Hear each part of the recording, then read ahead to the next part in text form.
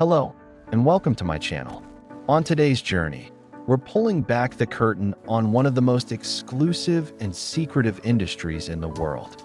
We are going to discover the hidden, complex process behind genuine crocodile leather. It's a world few ever get to see. If you're curious, join me as we find out together. You see this? Just look at these crocodile scales. They're almost unreal, polished to a perfect, glossy shine. This crocodile handbag, it's a symbol of pure, unadulterated luxury, an accessory that could be worth a small fortune.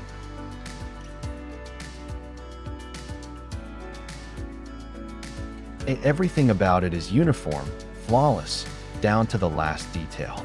It's this level of perfection that just draws us in, isn't it? This silent, exclusive world of luxury. It's captivating. But have you ever really wondered where it all begins? What's the real journey behind this crocodile leather? And this is where it starts. A vast, modern, and highly controlled crocodile farm. Inside this hatchery, every single crocodile egg is monitored. A tiny crocodile, emerging in a completely manufactured environment. Once they're out, they're gathered. Hundreds of these little lives together, seen 12 to 13. Even their food is calculated, dispensed by a machine. This water purification system ensures nothing goes wrong. Then, the workers gently sort them, a careful process, moving them to new concrete pens. It's hard to imagine. Thousands of these juvenile crocodiles in identical enclosures. Hygiene is the top priority here. Everything must be absolutely sterile. Now, the crocodiles are larger, living in these massive concrete pools. You can see the scale of the operation. A huge machine mixes tons of feed every single day. There's no real interaction here. It's all just machines in process. Then, for a moment, you see this chaos, this raw, primal crocodile instinct as they feed. And just as quickly, they go back to being perfectly still, like logs sunbathing on the concrete. Everything is documented.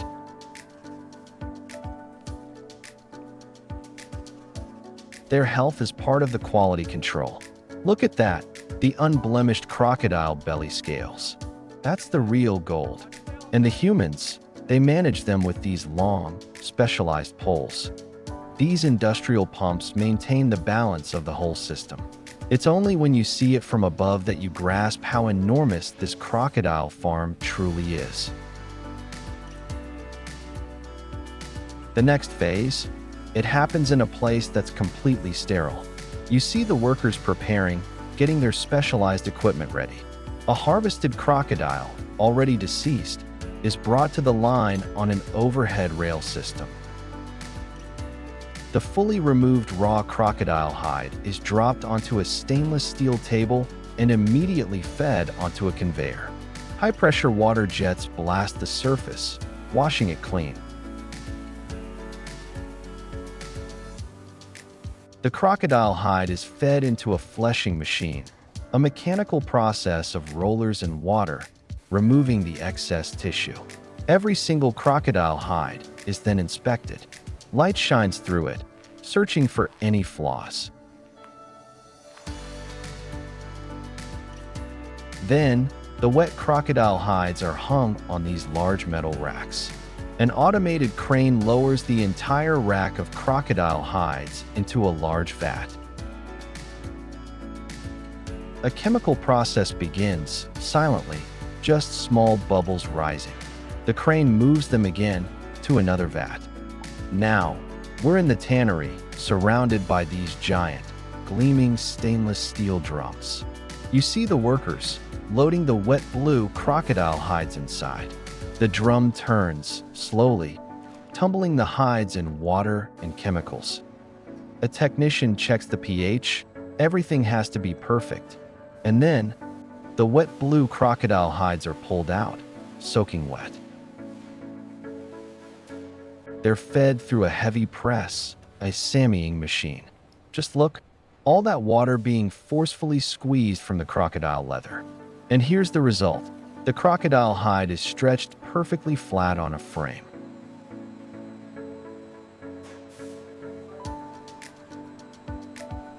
This whole rack moves into a long, industrial drying tunnel. When it emerges, the crocodile hide is completely dry and stiff. This staking machine, with all its vibrating pins, will make the leather soft again. Now, for the color. This part is art. A craftsman, not a robot, carefully sprays the dye onto the crocodile hide. You can see that vibrant red coating every single scale.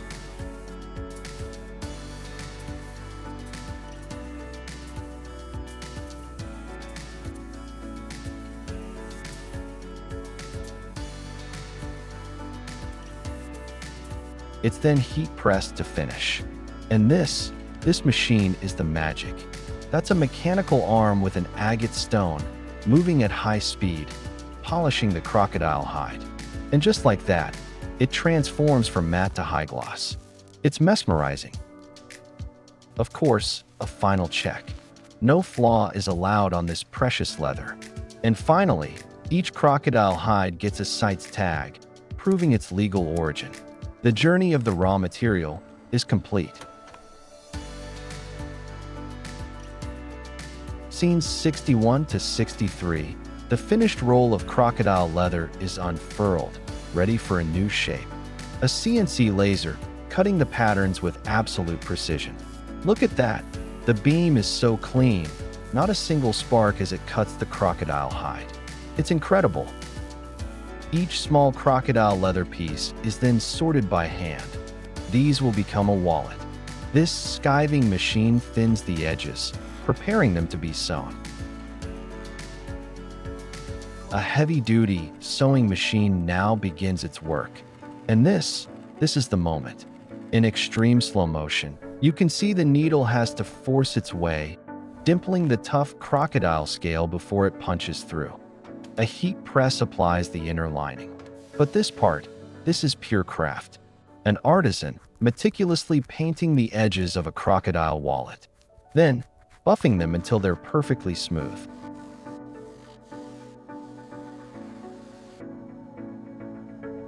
A press attaches the final metal clasp. One last inspection, checking every stitch, every piece of hardware on the crocodile leather. The finished, perfect products move down a clean, white line. They're handled with such care. These crocodile leather goods, placed into these high-end boxes, ready for a new journey, perhaps even to you. Today, we're taking you behind the scenes to explore how turkeys are raised and processed at an industrial scale, tens of thousands per day. From hatching and brooding through grow-out, humane gas stunning, air chilling, precise cut-up, and freezing. If you're curious, come along and let's dive in. Behind biosecure airlocks, trays of parent eggs roll in like clockwork. Today's tiny arrivals for tomorrow's global feasts. On the candling belt, clears and cracks fly past at high throughput, keeping only the strongest shells in the game. Setters rotate under steady PLC control. Temperature and CO2 lock tight for perfect embryo growth. Transfer day, gentle hands on soft roller tables. Quick vaccinations, every poult counted into the system. Hatch window bursts alive. Poults pip in waves, fluff drying as the room hums with warm, clean air.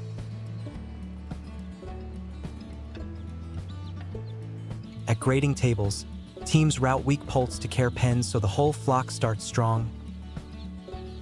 Counting chutes click non-stop, hundreds of warm, chirping poults drop into preheated crates. Simple grain feed and fresh water cups get loaded for the journey. Fuel and hydration without slowing the line.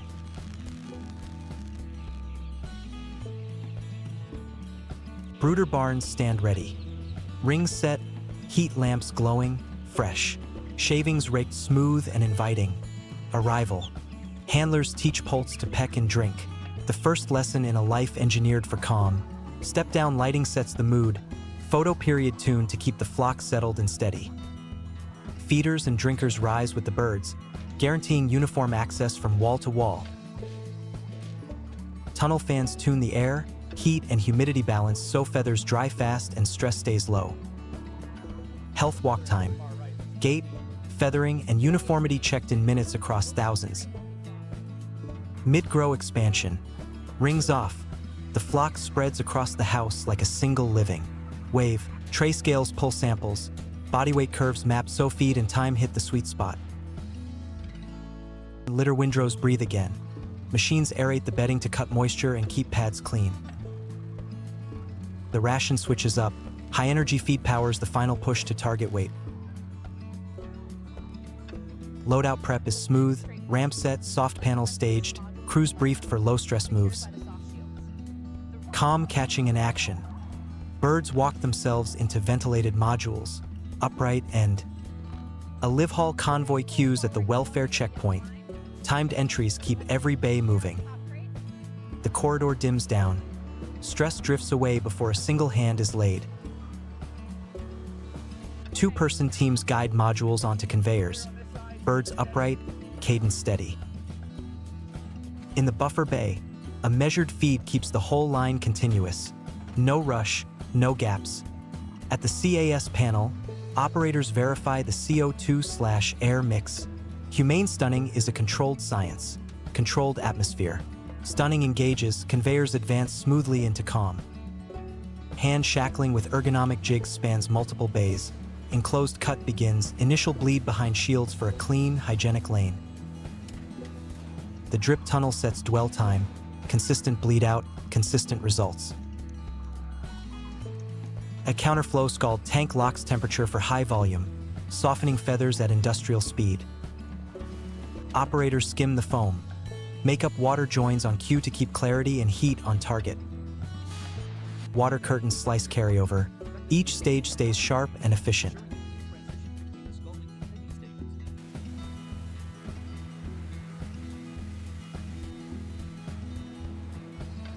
Rotary pickers whirl. Banks of rubber fingers lift feathers in seconds. A feather cyclone draws plumes skyward, packing bulk bags clean and fast. Manual touch-ups clear tiny patches, perfection in the margins before the next step. Head and feet modules sync to shackle pitch, timed cuts, zero drift. Neck skin trim follows guide fixtures, tidy lines, smooth contours. Inside, outside washers rinse thoroughly, nozzles sweeping every surface to a cool, clean finish.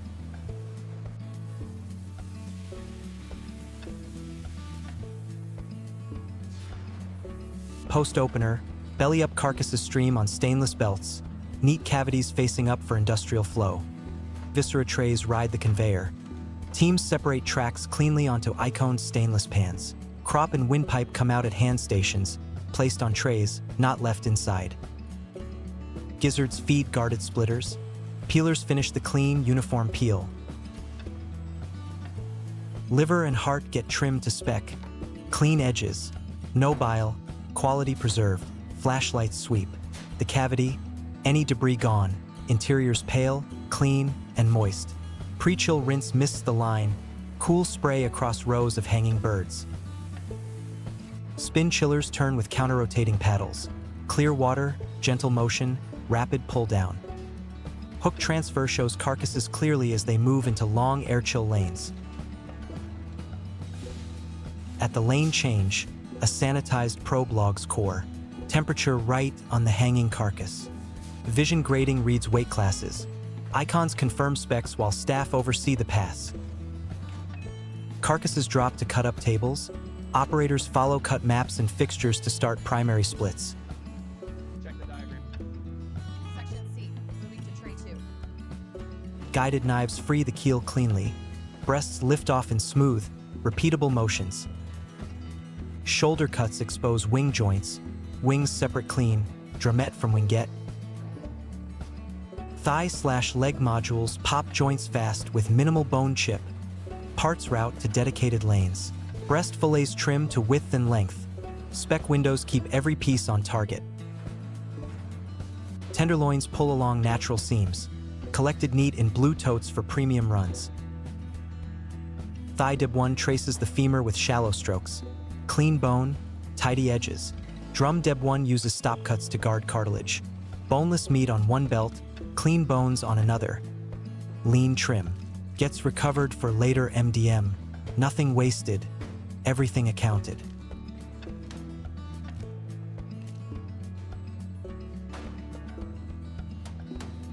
Marinade tank steady salinity and temperature. Icons flick green as specs lock in. Multi-needle injectors run inside guards, human supervised uptake by lot, no needles in frame. Vacuum tumblers roll hundreds of kilos per cycle, slow, even, thorough. Formers extrude perfect tenders. Staff tray up non-stop in crisp rows. Patty presses nail diameter with clear gauges, uniform burgers, zero drift. Sausage stuffers link the mix, coils placed. Onto racks by hand, length to icon spec. A covered batter curtain coats each piece. Manual in feed keeps the band full and flowing. The breading waterfall sets crumb coverage. Outfeed checks log a clean pass.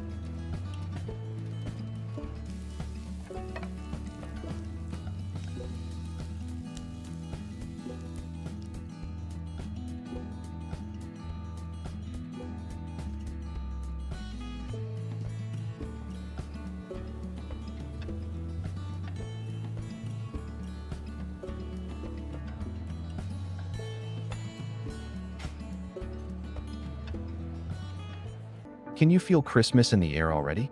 Look, golden light is sliding across pine rows that stretch to the horizon. We swing past the netting station. One smooth spin, and each tree slips into a tidy sleeve, travel ready in seconds.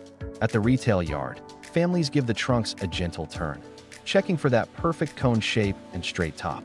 In a quick heartbeat, we see it all. Lush wreaths, long green garlands, a whisper of pine oil, even clean wood pellets for winter warmth.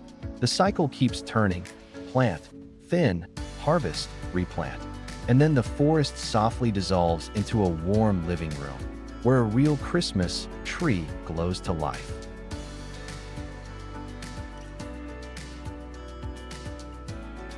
We start in the nursery, under soft LEDs where a fine mist keeps every tray at the right humidity. A quick tug tells us the story: dense, white roots packed into each plug, strong enough to move. Behind a safety guard, the filler lays a consistent bed of media, and the plugs seat snug so stems stay straight.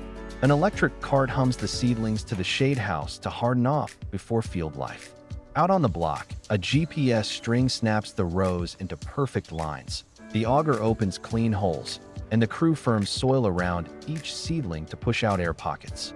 Drip lines pulse a slow, even dose, while a mulch ring locks moisture and holds back early weeds. Between rows, mowers skim the alleys with shields on, keeping airflow open and the ground tidy. Hands do the quiet work. Fresh pest cards go into track pressure and time interventions. We shape the future crown now.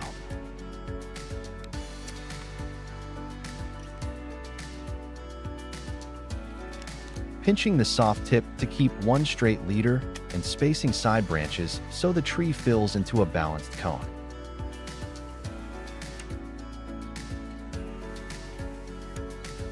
A hoop gauge circles the canopy for symmetry. A height frame checks progress toward 5 to 8 feet.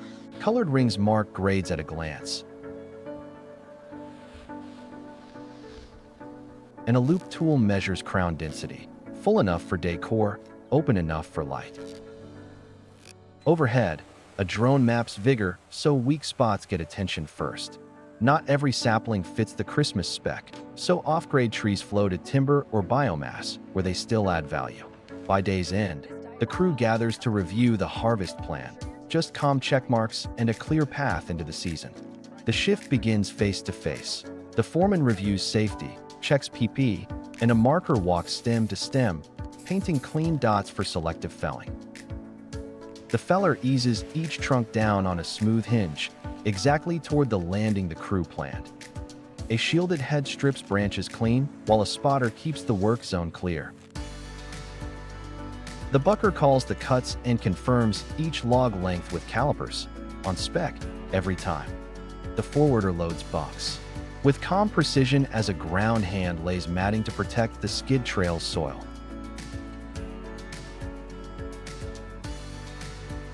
At the landing, two hands square the log deck, a scaler clips on simple tags, and the truck rolls the scale with an attendant's OK signal. In the mill, the in-feed tech watches the debarca under its shroud, then waves boards forward as primary breakdown opens the stem.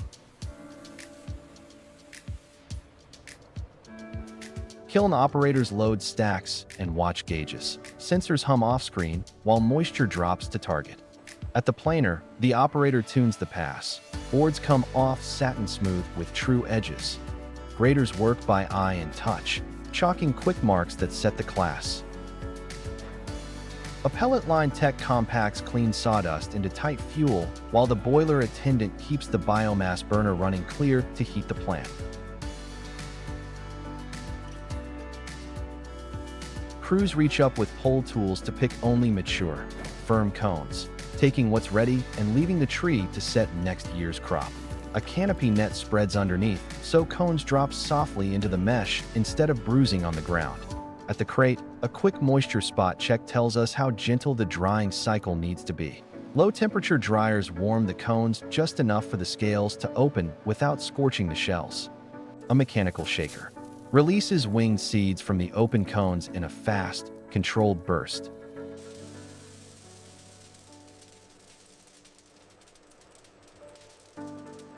An aspirator and graded screens clean the flow.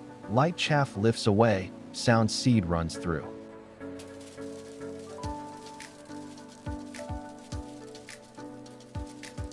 On the shelling line, tough hulls crack and edible kernels separate cleanly for pine nuts. A light roast wakes aroma. Then an inert gas flush protects flavor and keeps oils fresh. Retail pouches seal with a flat, tidy crimp so nuts stay crisp and shelf-stable. Decorative cones are sorted by size and shape to deliver consistent, ready-to-use pieces. Selected cones take a thin, even dip to become safe fire starters that light quickly without flare-ups. Cartons stack square on pallets, queued for peak season shipments. Workers tap shallow channels into the bark and guide amber resin threads into covered cups. Clean collection that protects the tree and the product. The warm resin pours like honey into sealed stainless totes, keeping contaminants out before processing. Steam distillation columns come to temperature. Heated resin thins to a light syrup so aroma compounds can lift with the vapor. In separation tanks, a pale straw oil layer floats above colorless hydrosol. A controlled drain keeps the phases perfectly split. A technician draws a small sample for GC analysis to confirm purity and the expected pine profile before release. 3 stainless nozzles dose and sink. Drums for industry and amber bottles for smaller buyers fill. With a steady, even stream. From the heavy residue, rosin is recovered, poured hot in amber sheets that cool to a smooth, glassy finish. Pallets ship out to fragrance and cosmetics clients. Neat loads that travel well and arrive ready to blend. Close-ups show the crew's PPE and tidy housekeeping. Dry floors, coiled hoses, and clean benches that keep the still room safe. A steady spool builds clean 25-foot garlands. Consistent density so installers can run ceilings and railings without gaps. Warm wax pours into glasses, and a measured dose of pine oil drops in. Just enough aroma for a cozy holiday burn. Soap bars press from the mold and move to airy racks, where time cures the scent and hardens each bar for a longer life. Wood chips press into MDF/ply panels, smooth sheets that turn forest leftovers into useful building material.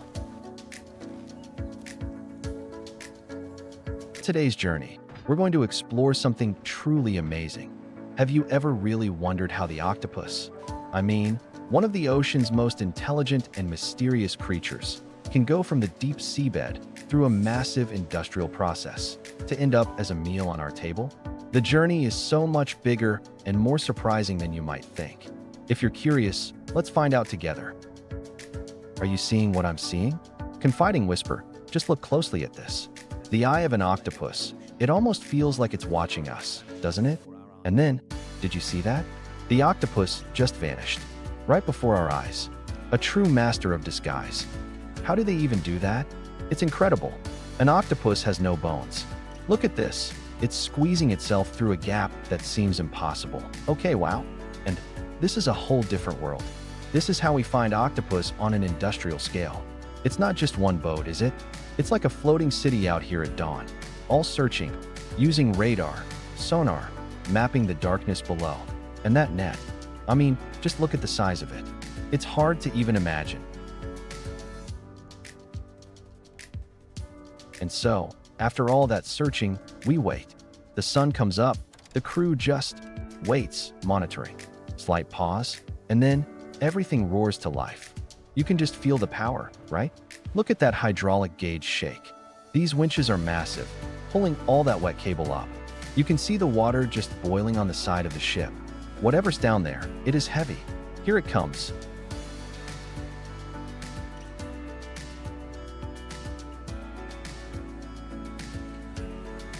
My goodness, the size of that haul. I wasn't expecting that much. Slight pause. The net opens, and it's just tons of octopus. It's almost overwhelming. And they don't waste a single second, do they? This isn't just a boat. It's a whole factory right on deck. Look at them go. Shoveling, sorting, the intensity is high.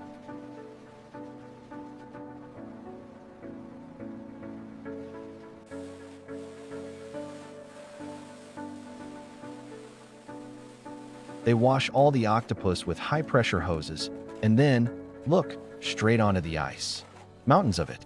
It's all about keeping it fresh, right from this very second.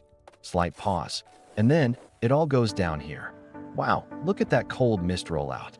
They're dropping all those bins, one by one, into this giant, freezing hold. 0 degrees. Okay, their journey at sea is over.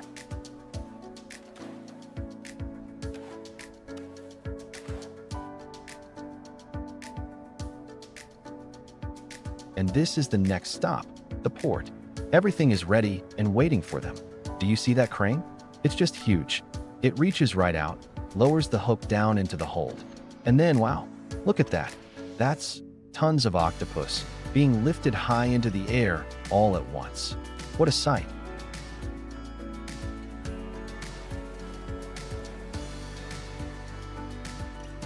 They don't waste any time, do they? The entire load is dumped right into this massive stainless steel hopper. It's like a waterfall of octopus and ice. And from there, we have a river of octopus on the move. A long conveyor belt. You see it? It runs straight into that building over there. And just look around. Forklifts rushing everywhere.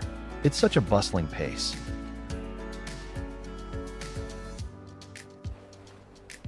Just look at them moving along the belt. This must be the last chance for workers to give them a quick check. And then, oh, they go into this. It looks like a giant industrial washing machine. But for an octopus, you can see the high-pressure water jets inside. And on the other end, they tumble out, looking spotless.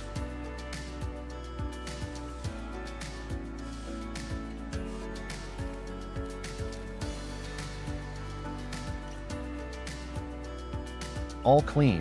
And where to next? Straight into a refrigerated truck. Just like that, non-stop. And the truck is off. Their journey still isn't over. And this is the main processing factory. It looks so modern and clean. Our truck reverses in, and the process starts all over again. They unload the octopus into a new system. Wow, look inside there. Everything is stainless steel. The floors are wet, and everyone is in spotless white gear. Okay, now it's sorting time. A machine is... Oh, do you see those mechanical paddles? They're sorting the octopus by size, so fast. And on this lane, the large size lane, the workers, wow, slight surprise, they are unbelievably fast. Cut, clean, and remove the beak. All by hand, one by one. That is some real skill. Now, Those clean octopus pieces go into this machine. It's a tenderizer, I guess. It tumbles them, breaking down the muscle fibers, making them softer. And out they come, ready for the cooking stage.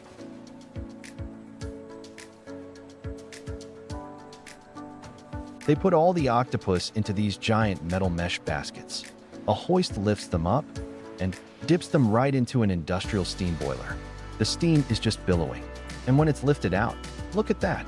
They've completely changed color. They're cooked, turned that beautiful deep pink purple. Still steaming, they're spread out on a long cooling conveyor. And do you see those huge fans? They're blowing cold air right over the octopus pieces to cool them down, fast. But wait, there's another line over here. This is for the raw octopus, IQF. They're going into a spiral tunnel. Oh, look inside. It's all frost. This is a flash freeze. And they tumble out the other end, individually frozen. That is so smart. Now both types go to the weighing station. This complex machine, it automatically weighs the perfect amount, then drops it into the bagging machine. And finally, whoosh, the vacuum sealer squeezes all the air out. And that's it. They're ready.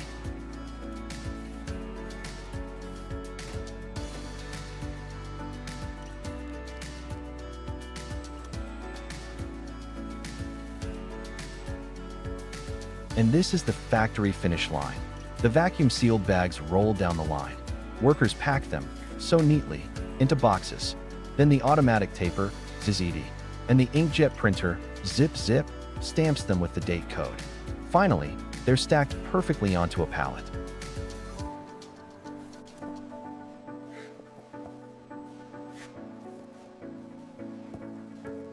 A forklift. Oh, can you see the driver's breath? That mist is just rolling out of that door. They go straight into this massive cold storage. Look at these shelves. They're towering. Thousands and thousands of boxes. And from here, it's back on a forklift and into a shipping container ready for the world.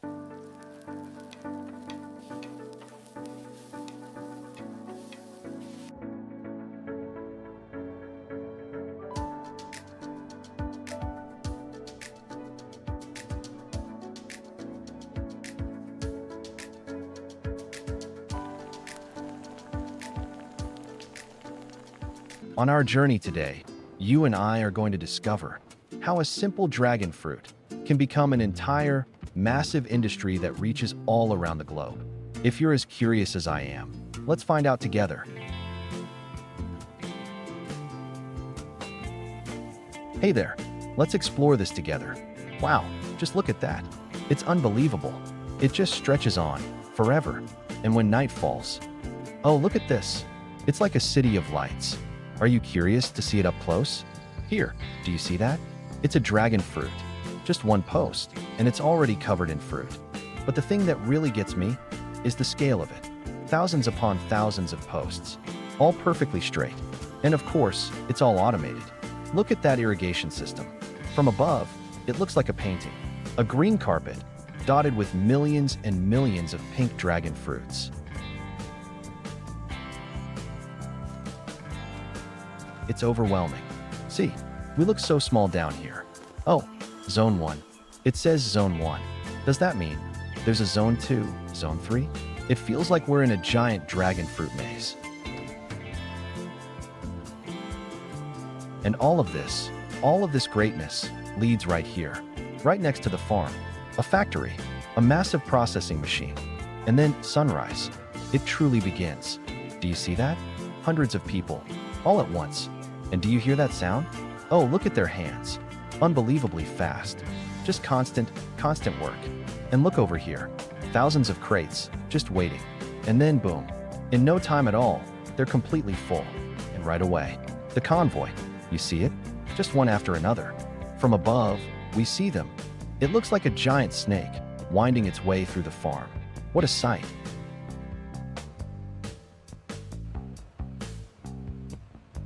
And this is where it gets crazy. Look at this. Dozens of forklifts, just moving non-stop. And the result is this. Walls. Actual walls of dragon fruit. I was wondering how they handle it all. Oh, Oh, here it is. It all gets dumped right here. Look at that. A river of dragon fruit. A pink river flowing straight into the factory. Remember that river of dragon fruit from before? Well, and they go. It looks like they're going to a spa. First, a giant ozone bubble bath, then through these high-pressure jets. They really want to make sure everything is perfectly clean. Then they're blown dry. And look at that. That's so smart. They automatically fan out into 5, 6 separate rows. It's like merging onto a highway. And this is where, oh, you have to see this. Hundreds of people. I have never seen so many people working so focused and in sync. Can you see the speed of their hands? Just flying, flying. I seriously can't even keep up. Ah, I get it. They're picking out the best ones, the perfect ones, to be packed fresh immediately. A whole gigantic haul, just for packing them fresh.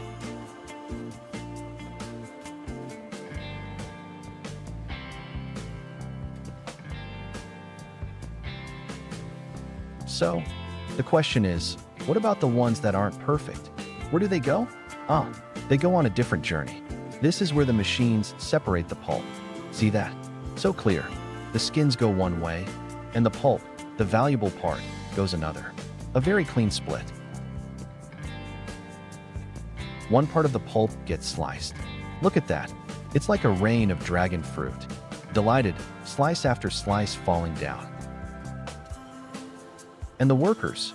Oh, they're so meticulous. They have to spread out every single slice, nice and flat. And you know why?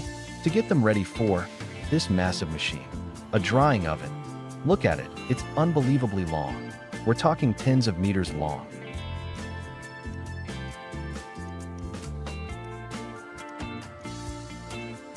What about the other pulp? It gets pulverized, turned into this vibrant pink puree, and pumped through this sterile pipe system. It looks so clean and modern.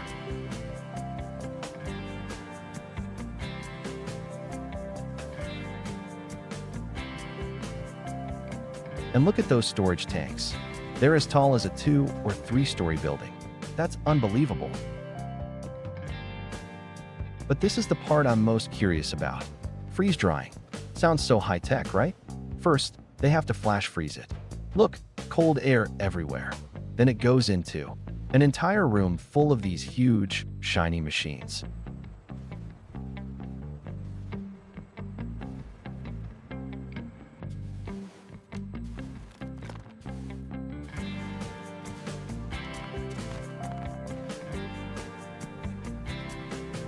And the result is a waterfall of fine pink powder. Can you see that? From fresh fruit to fine powder. And finally, the bottling. Just look at this speed. It's dizzying. Just non-stop, capping, labeling, it never stops. This whole process, it's truly a symphony of machines. So what about all those dry products?